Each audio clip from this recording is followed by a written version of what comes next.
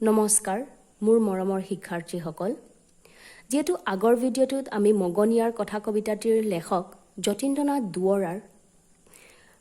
পৰিচয় সম্পৰ্কে আলোচনা কৰাৰ উপৰিও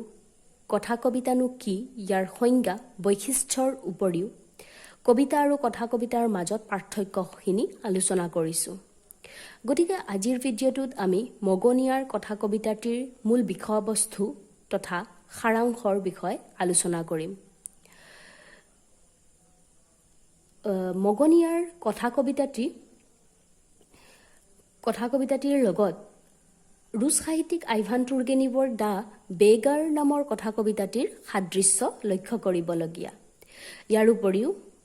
ৰুছ সাহিত্যিক আইভান তুৰ্গেনিভৰ পয়েমছ ইন প্ৰ'জ আৰু আফ্ৰিকাৰ লেখিকা অলিভ শ্ৰাইনাৰৰ ৰচনাৰ আলমতেই যতীন্দ্ৰনাথ দুৱৰাই মগনিয়াৰ কথা কবিতাটি ৰচনা কৰিছিলে মগনিয়াৰ কথা কবিতাটিত দুই বিপৰীত চৰিত্ৰ উপস্থাপনৰ জৰিয়তে মানৱীয়তাৰ ভাৱ বা মহানুভৱতাৰ ভাৱ অতি সুন্দৰ ৰূপত কবিয়ে উপস্থাপন কৰিছে কথা কবিতাটিৰ মূল বিষয়বস্তু আছিল এনেধৰণৰ যে এদিনাখন কবি যতীন্দ্ৰনাথ দুৱৰা বাটেৰে গৈ আছিলে ৰাস্তাৰে গৈ থাকোঁতে হঠাৎ এজন বুঢ়া বেমাৰী হাৰচাল ওলোৱা মগনিয়াৰজন কবিৰ ওচৰত থিয় হ'লহি আৰু কবিৰ পৰা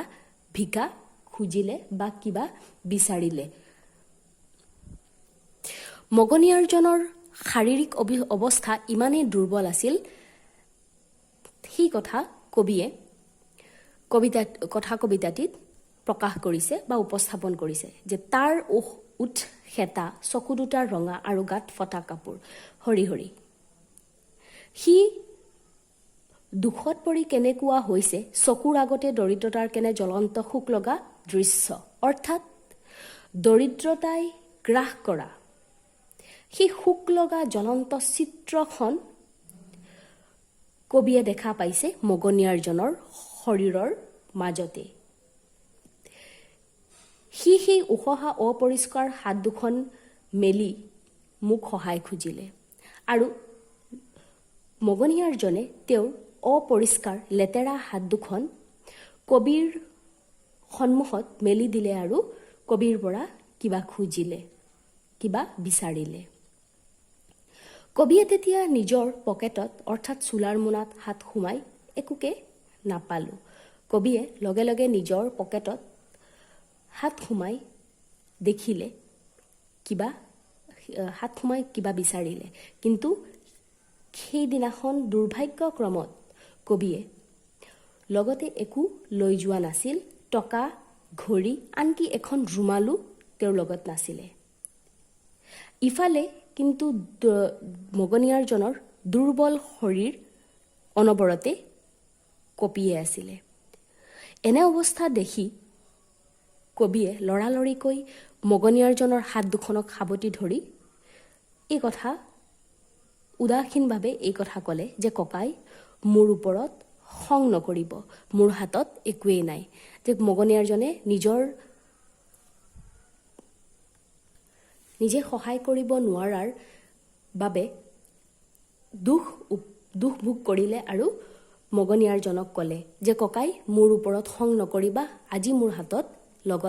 মোৰ হাতত একোৱেই নাই মগনিয়াৰজন আচৰিত হৈ মোৰ ফালে এবাৰ চালে মগনিয়াৰজন কিন্তু আচৰিত হৈ পৰিল কাৰণ এজন ধনিক টকা পইচা থকা ব্যক্তি এজনে যেতিয়া মগনিয়াৰজনৰ উশাহ অপৰিষ্কাৰ হাত দুখনত সাৱটি ধৰি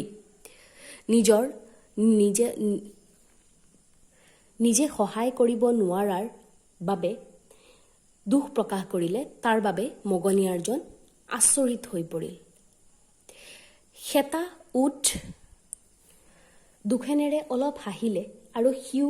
মোৰ হাত দুখনত ধৰি অতি কষ্টৰে মাত লগালে কি হ'ল একো কথা নাই ইয়াৰ কাৰণেও অশেষ ধন্যবাদ ইউ যে এটা দান অৰ্থাৎ মগনিয়াৰজন প্ৰথম অৱস্থাত আচৰিত হৈ পৰিল আৰু পিছত তেওঁ খেতা অলপীয়া হাঁহিৰে মগনিয়াৰজনৰ কবিৰ হাত দুখনত ধৰি তেওঁ প্ৰত্যুত্তৰ দিলে, কি হ'ল, একো নহয়, ইও যেন এটা দান, আৰু তাৰ কাৰণে অশেষ ধন্যবাদ। অৰ্থাৎ মগনিয়াৰজনে কবিৰ পৰা একো নোপোৱা স্বত্তেও যি আন্তৰিকতা পালে তাক মহান দান হিচাপত গ্ৰহণ কৰিলে আৰু কবিলৈ ধন্যবাদ জ্ঞাপন কৰিলে। তেতিয়া কবিও উপলব্ধি কৰিব পাৰিছিল আৰু তেওঁ নিজকে মগনিয়াৰজনৰ সমকক্ষ বুলি অনুভৱ কৰিছিল, কাৰণ কবিৰ টকা পইচা থকাৰ উপৰিও সেই সময়ত মগনিয়াৰজনক সহায় কৰিবৰ কাৰণে কবিৰ হাতত একোকেই নাছিল, তথা কবি একো দিব পৰা নাছিল বা সহায় কৰিব পৰা নাছিল। আৰু তেতিয়া কবিও উপলব্ধি কৰিলে যে ময়ো বুজিলোঁ যে মোৰ এজন লগৰীয়াৰ পৰা ময়ো এটা দান পালোঁ। অৰ্থাৎ কোনেও কাকো সহায় কৰিব নোৱাৰাৰ উপৰিও যি মহানুভাৱতা তথা আন্তৰিকতাৰ আদান প্ৰদান কৰিলে আৰু তাতে মানৱীয়তা অতি সুন্দৰভাৱে পৰিস্ফুট হৈছে আৰু তাক মহান দান বুলি দুয়োজনে গণ্য কৰিলে তথা গ্ৰহণ কৰিলে। এইখিনি আছিলে মগনিয়াৰ কথা কবিতাটিৰ মূল বিষয়বস্তু। ছাত্ৰসকল, আশা কৰোঁ তোমালোকে যথাৰ্থ ৰূপত বুজি পাইছা, আৰু যদি নুবুজাৰ কিবা থাকে তেন্তে কমেণ্ট বক্সত গৈ কমেণ্ট কৰিব পাৰিবা, নহ'লে মোক ব্যক্তিগতভাৱে যোগাযোগ কৰিব পাৰিবা। আজিলৈ ইমানতেই, ধন্যবাদ।